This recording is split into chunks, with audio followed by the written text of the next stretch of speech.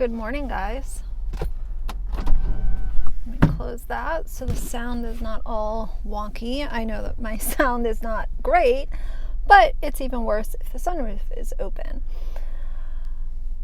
So this is not going to be a really long video, but I was sitting here, I was actually just listening to some of the testimony in the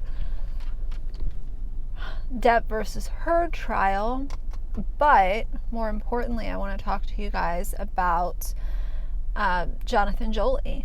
Now, it's been a few days since I talked about Jonathan last. I've been following their TikTok and just been keeping an eye on things, kind of letting things unfold, and I'm glad that I have been letting things unfold because, as I expected, Mr. Joly has hired a company to make a documentary on E.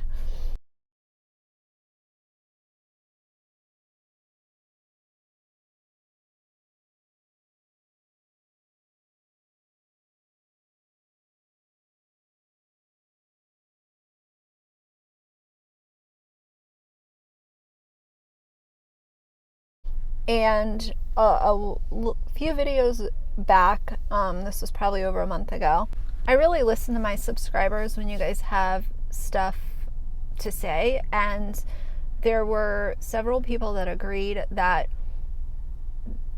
E's name should not be used on video because this could all just be not what it seems. So I will refer to the child as E for reference. But this conversation is obviously about Jonathan because we're not here to criticize children when they are just innocent. Many of them are unfortunately props in the production that the parents are putting on, the show that the parents are putting on. But if you hear me mention E, it's referencing the child. If you happen to look at their TikTok, you will know that E is heavily featured on the TikTok page. Most of the videos have E in at least a small snippet of the TikTok because obviously that is bringing Jonathan views. And I made a video about him taking all the content off their YouTube page, and then I also made a subsequent video saying that the videos were back up. So first of all, Jonathan Joly is a half-assed individual, in my opinion. It did not take much time at all for him to put the videos back up featuring his children after he made such a direct decision to take the videos down. Then he wanted to come back and say that the kids are okay with these videos being up, even though we know that kids cannot properly consent because they're young children. And specifically when we're talking about kids that are the age of their kids, we're not talking about kids that are 16, 17. These are very young children, and there's just no possible way that they can give proper consent. So he went ahead and decided to put the videos back up, and after I made a video on that, I said, well, let's just see what happens next. And what's happening next is that not only are the videos with E back on YouTube, but he shared a TikTok showing that there was a production crew in their home. And when the conversation of family vloggers comes up and is happening, there's a lot of different examples of what exploiting your kids look like. Some parents are using their kids for views on TikTok. Some are pranking their kids and utilizing the kids in thumbnails in order to get audience attention. Some of them are utilizing their kids to work with brands and sponsorships to receive free products, and obviously money as well. I think because the conversation of family vlogging has become louder over the last couple of years, what a lot of vloggers do is they try to veil it as awareness. And that's definitely the route that Jonathan has decided to take, is that, oh, this is just awareness. It's allowing my child to tell their story. It's giving my child a platform to be themselves and share their heart with the world. Because as a business person, because Jonathan is a business person and he's not stupid, he knows that more people will agree with his message versus if he was just collecting brand deal sponsorships by showing the child in that way.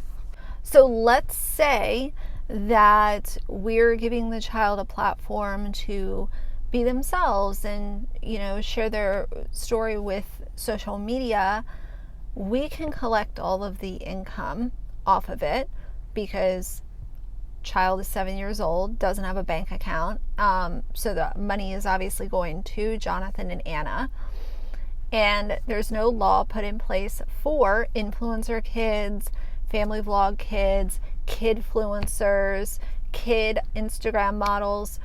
So we can keep all of the reward. There's nobody that's going to hold us accountable.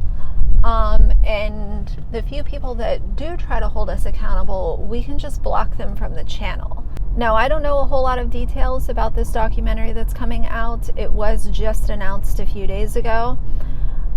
He might try to say that they're not making any money off of it, or the money that they do make is going to go to some organization. I don't know what he'll say. But as I've said before, it goes back to the lack of trust, the lack of integrity that so many of these YouTubers have. And the lack of trust and lack of integrity has been exhibited in so many different ways. Everything from, undisclosed sponsorships to, telling outright lies about really stupid stuff that's just day-to-day interactions will be lies. Like, it's all just been widely exhibited, not only from Jonathan, but from many other influencers. So even if he were to come out and say that they're not making money off of it or it's being donated, unless I saw a receipt for the donation, I wouldn't believe a word that he says. But considering that he has a production crew in his home filming his children, is, that's kind of like that upgraded level of exploitation where it's not the parents filming the kids, but it's them inviting a production crew in to not only film the kids, but film and document this really, really sensitive chapter that this child is going through. Jonathan is looking at it as a payday, as a way to be able to further collect off of E. How can we continue this income? How can we continue to monetize this situation that our child is allegedly going through? And I still have a lot of questions as far as the legitimacy of this entire thing, but as I said with the McLeod fam, if a child is expressing these kinds of emotions, maybe they are, okay? But when the parents start to put it on social media and monetize that content and use it for either AdSense or TikTok followers, clicks, likes, views, that's where it becomes a problem. It's not the part of some kids do experience this and do, have these emotions and chapters that they go through that might be, a permanent part of their life in the future. That's not the problem. The problem is the fact that the parent or guardian is using it for online fame, admiration, and they're veiling it as, oh, we're just doing this for awareness. We're doing this because the child asked us to do this. No child would ask to be put on TikTok when they don't even understand social media. They think that it's something fun to make a little video. They haven't had the time to grasp the impact of a video being put out on social media that could be detrimental or embarrassing to them 10 or 15 years from now because they're too young. And as I've said before, kids shouldn't have to understand the impacts of social media. They should be worried about what they're going to ask for their birthday, what their summer vacation is going to be this year, what their friends at school are going to wear tomorrow. These are things that kids should be thinking about. They shouldn't have to understand that, okay, there's really weird people hanging out online. A lot of them are really creepy. They have an infatuation with children's feet. They like when boys wear dresses because that is something that some people really focus on and enjoy.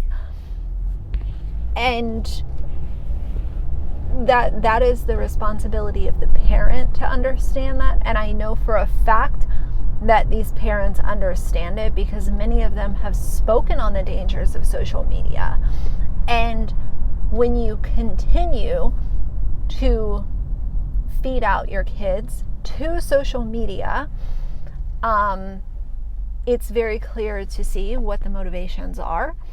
And with Jonathan, he's using one of his children in the most just disgusting way that you can use a kid online. Maybe not the most disgusting, but one of them.